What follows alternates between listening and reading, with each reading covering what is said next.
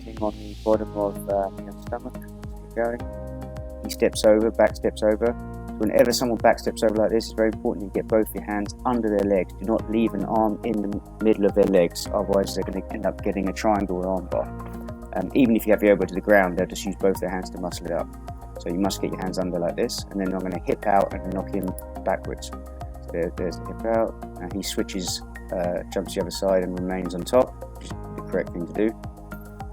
Okay, so I'm trying to recover my guard, so to slide the knee under, standard guard recovery. You can see he's immediately trying to forces his hands in. So what he's trying to do now is a double underhook guard pass. So what I'm doing is I'm stopping him from joining his hands together and keeping my legs heavy, so he can't get a leg up onto his shoulder. If he can get one of my legs up onto his shoulder, he's going to pass. So I keep my legs heavy and I stop him from joining his hands together, and ultimately I like to put my foot on the hip. You see how my foot is on the hip here? That makes it much easier for me to stop him from getting the leg up onto his shoulder, because I can create counter pressure by pushing against his hip. Now, as I pull on his top, trying to keep his weight forward, he ends up with his head right inside his gi. I'm not sure what he's doing right now. Looks like he's trying to hide inside his gi. But yeah, so there's a little pendulum sweep that we've been doing in class recently, one of my favourite sweeps. Now he's in trouble right now because I have exactly what I want. You see his arm that's out, the right arm, his right arm is out and it's trapped between my arm and my leg. So it's isolated. That means I can attack that arm. Now what I'm going to do is I pin his other arm down, and there's two main options from here. One is I step my leg over and I go for a mounted triangle. I generally do this on the smaller people, or on the bigger people I'll sit back and do a spiral arm lock on the arm that's trapped under my body, which in this case is his right arm. So it's not the arm I'm pinning, it's the other arm that I'm looking for if I'm doing the spiral arm bar. So I slide my knee up, my left knee slides up high to trap that outer arm. So he's trying to get his arm back in now. He can't though. So I step over, and now look, I sit down without losing the arm. His arm is still stuck under my armpit. And now I just position my leg, my bottom leg, so it's on the elbow. You see me feeling around for it. And then I start to use my far hand to pull my knee up. Be very careful that you don't get too much pressure and hurt them. So you see I'm doing it very slowly, constantly adjusting. You see I'm slightly off the elbow now. I can see his elbow now, it looks like I'm more on it. There we go. So brilliant arm lock, I love that arm lock. So that's the no-gi attack system as well, because you can do the mounted triangle and that spiral arm lock in no-gi as well. So he starts back on top again, knee on stomach. I think that was the focus for today, was knee on stomach, if I remember rightly. This video was recorded a good few months ago. So you can see even though I'm on the bottom of the fight right now, I'm in kind of one of the worst positions. You could regard it as one of the worst positions because I'm bottom of the mount.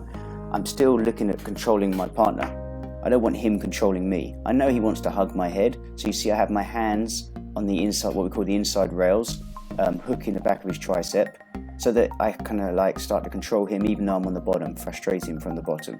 And this is going to encourage him to sit up, and eventually I push his hips and escape. So as he tries to swim his hand back in, I pinch my elbows in. See me pinch my elbows in here? Yes, it's always got to be defend first and then escape. There we go, he sits up and I bring my knees back in and we're out.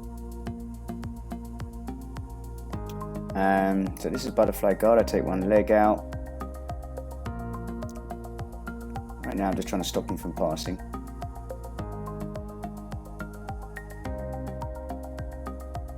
Okay, got a wrist control. Got a 2-on-1 grip. This is very good.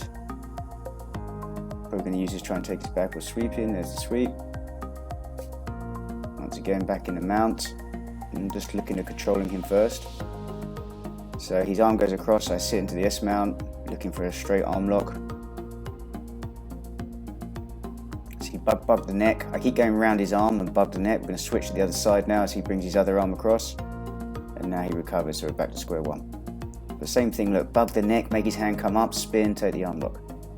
It's always got to be a switch between bugging the neck and attacking the arms. Especially in gi, because you're looking for lapel chokes from the top. They have to respect the neck, and as their hands flail around trying to defend their neck, they expose themselves to arm locks or vice versa. There's you step over again. Once again, I put my hands underneath. See my hand stuck in a mix? I didn't get it underneath, so look, see how easy he gets it up? Yeah, so you can never stop that, but luckily as he got it up, I brought the other hand back in. So it's either 2 hands in or 2 hands out, never 1 in, 1 out. And I bring my knee in now, and that jeopardizes his base, and we're out. So my knee's still in the mix, otherwise he'd have a triangle set up. I'm going to use this opportunity now to pass. There we go. Now you can see that my top behaviour from here is very different. I'm very basey. I'm not holding him really tight. I give him a little bit of space, because where there's space he can move, and where he moves there's opportunity for me. I'm going to step over now. So I've got the mount, take the back, lift him up, looking for arm isolations and lapel chokes when it's in gi. So I have him on the correct side that I want, which is the weak side. So you can see me bring my leg up now to cause problems with that hand. I feel like I'm losing the back, so that's more important to readjust now, so I retain the back.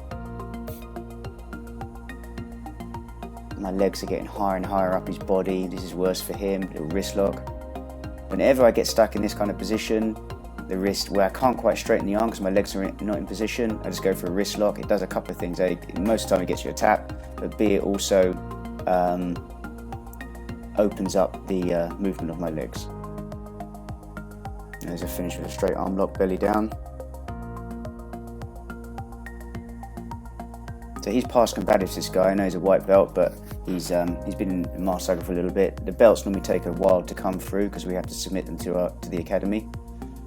So he's been in the master cycle maybe for like a month or something. So he's fairly new. There we go, little pendulum sweep to triangle set up attempt. See how I shift my hips? I love doing this. Let me go back a little bit. So look, I shift my hips out. I'm hoping he walks to his right. And as he walks to his right, I'll put my left foot down and block his knee, and then my right foot hits him under the armpit and knocks him over. It's a kind of a sweep bait. It's the pendulum sweep bait. There we go. Just waiting for them to get their balance wrong, and you're kind of encouraging it by shifting your weight off center. Good roll. That was relax. Good job, buddy.